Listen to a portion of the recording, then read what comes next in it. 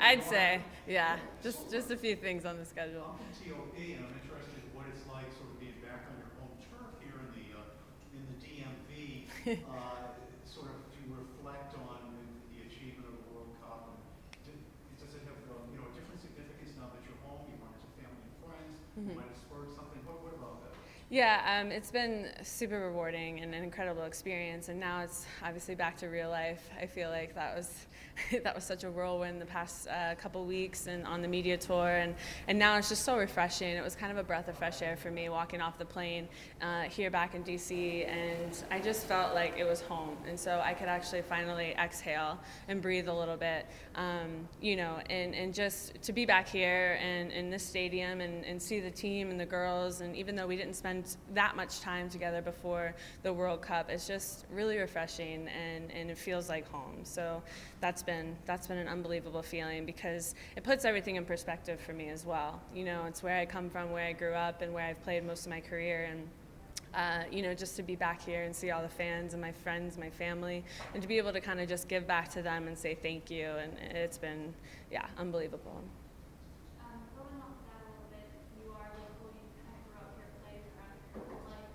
Can you kind of talk further about what it means to be able to give back a World Cup champion to the area that you started playing this for? Yeah, it's like I said, rewarding, because I spent most of my life preparing for that tournament and those moments, and you work so hard to put yourself in that position and put yourself in on that team, and to finally have that gold medal and to bring the cup back home after 16 years, and especially to have someone here who grew up and played most of their life here in Northern Virginia and in Maryland, to bring that back home to my hometown, because I know DC had a huge following and a viewing during the World Cup, and so to have somebody from there, I felt really great to be that person and inspiration for everyone and our fans and supporters. So it means a lot, because this is, my favorite club to play for, and it's my hometown. So it's great that I could bring that back home here. And what kind of emotional impact have you had from the huge welcome you've gotten since you came back here? It's been really emotional. I've been physically and mentally drained, probably more mentally than physically, because I feel like, just the overwhelming, media and that, but it's support, and this doesn't happen every day. This is, hopefully it will happen again in another 4 years. But, we're just kind of soaking it all in. I'm rallying myself and just, putting on a smile, because I know that this doesn't last very long. So we're going to ride the wave. This is great for women's football. This is great for the club. This is great for the NWSL. So we wanted to win, not only for ourselves and family and fans and our country, of course, and for U.S. soccer, but to help this league survive, to help, these players and give them some, motivation, inspiration to want to play in a league that is sustainable, that is one of the best leagues, if not the best league in the world. We're going to get more teams, and that is something that is really positive out of all of this. And yes, it is emotional. It is. It has been. For me, for personal reasons as well, it was an emotional journey, but it's very rewarding. So. You mentioned kind of building out of the World Cup, and that only lasts for so long, but that was one of the big reasons a lot of you came home, was to, hopefully. Well, so this is my job. This is, I have to be here. And I want to be here, and I need to play. Just because we won a World Cup doesn't mean you can just not play and go back to your team. And I mean, this is. Coming home from Germany, though, coming back to the Yeah. US to play in the U.S. and trying to bring, have top level players all playing together and having them come in every week. I know this is the first sellout of the year, Right. and you have that momentum right now. What are you guys trying to do to really, swing that into the NWSL to make sure it does continue? We're trying to just do as much media as we can, obviously, to an extent that's not going to tire us out completely, but it's important to go and do in-studio stuff, video stuff, continue to tweet and use social media. We now have a huge platform, each and every one of us, all 23 players and beyond, even those who are in the bubble or in the national team, we all just need to get behind each other and support each other, support the league, and hopefully, more teams will come about. I'm hoping that, other league owners or even MLS owners will now think, hey, maybe we should, tack on a women's team here and there, and this could help us. And obviously you see the numbers, going higher and higher and reaching full capacity and sellout crowds everywhere in the league. And even when the 3 players last weekend, maybe in Houston, or I don't know how many players they had there, but for both teams, Houston and Chicago, I mean, Houston hadn't been doing that well with, selling tickets, and then all of a sudden that game, just not even playing. They were just there. They wanted to see us, and I think that is in itself is so positive, and for the game, and hopefully we'll make this league the best league in the world, and we'll hope to attract the European players to come and play, and then we'll extend the league, a few more months. But it all started with that win, and I think that it just helped us tremendously in order to have a great platform to then be successful here. Ali, what are your aspirations for the 2016 Olympics? I hope to be there, 100%. So, when might you start training for that? Is there any Right timeline? away. I mean, no. We train every day for it. I'm training today for it. I'm training tomorrow for it. Obviously, my focus is here now, but we have a victory tour starting up August 16th against Costa Rica, and it won't end probably until November, December, if that. Obviously, we then have to figure out a couple weeks in there to have a vacation and time away from football because we're playing up until that moment. So, we're obviously going to take care of our bodies and everything, but we train every single day for that moment. And obviously, no matter if you are with a national team or not, I'm going to be training for that tournament every day. Is there anything in particular you have to do to prepare for the Olympics, and also taking into account the injuries you've sustained? So is there something you look out for? Is there something you work on and so forth? I mean, obviously, I try and get better every day with my skill, with my, certain aspects of my game as an outside back, and one of the veterans on the national team. And I will never get complacent, and so I'll continue to work hard, continue to keep my spot, continue to push players and teammates to be better, to challenge them. But that's my focus every day, and I haven't made the Olympic qualifying roster yet, so that's a focus of mine. I haven't made the Olympic team yet. None of us have. So obviously you have to just kind of take one day at a time, one training session at a time. And right now I'm here focused on the Washington Spirit and gonna hopefully win a championship with this team, and then worry about the Olympics after that and enjoy the victory tour with the national team because we deserve it.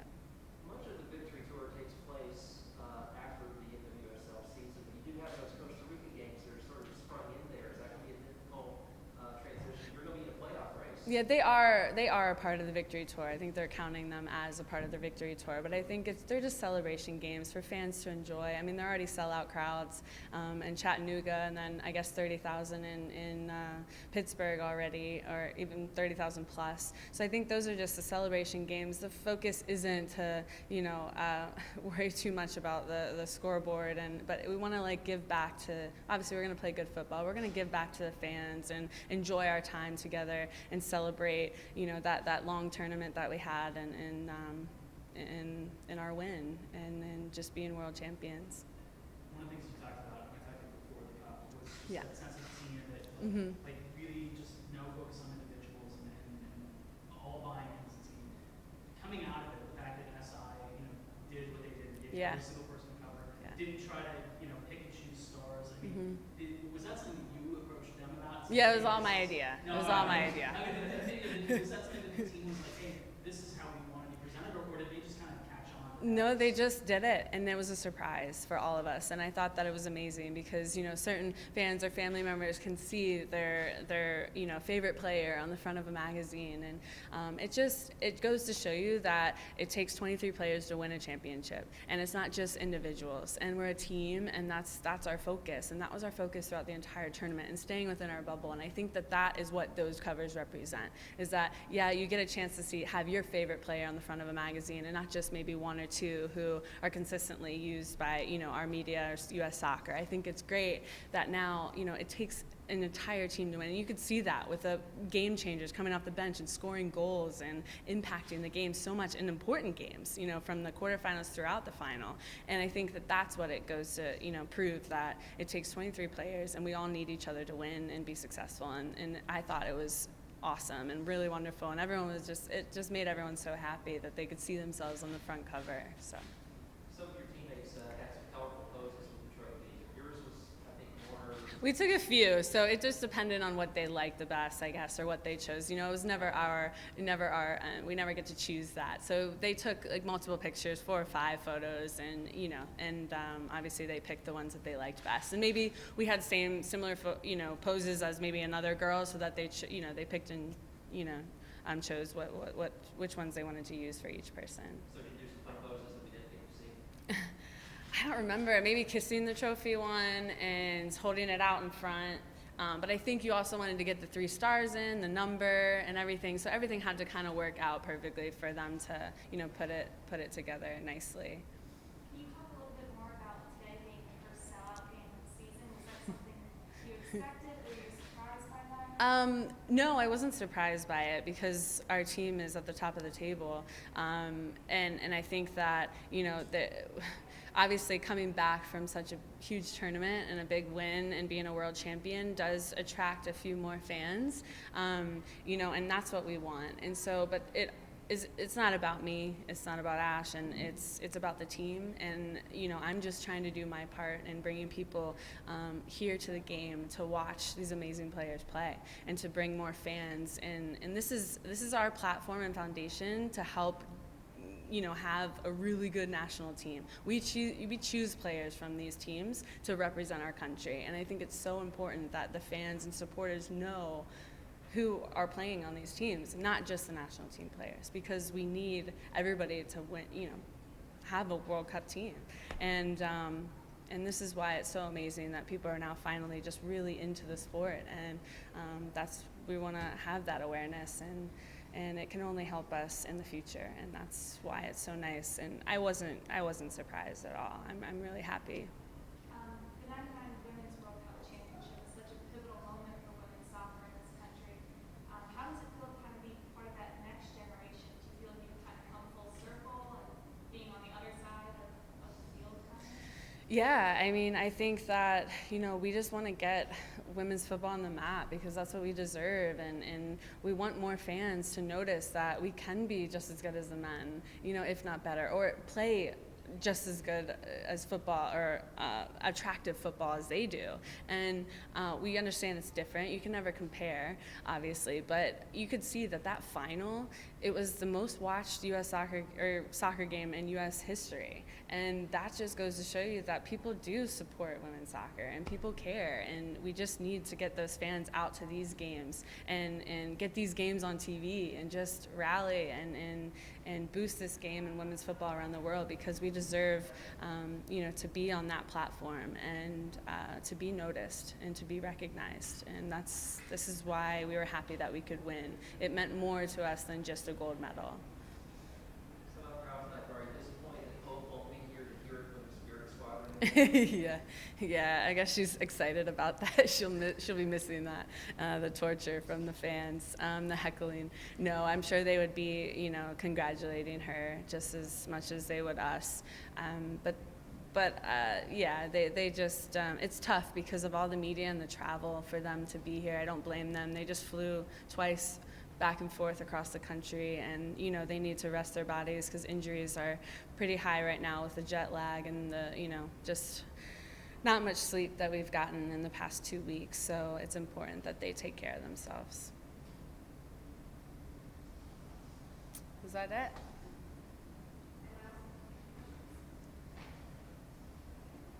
Okay, thank you guys for coming. We appreciate it.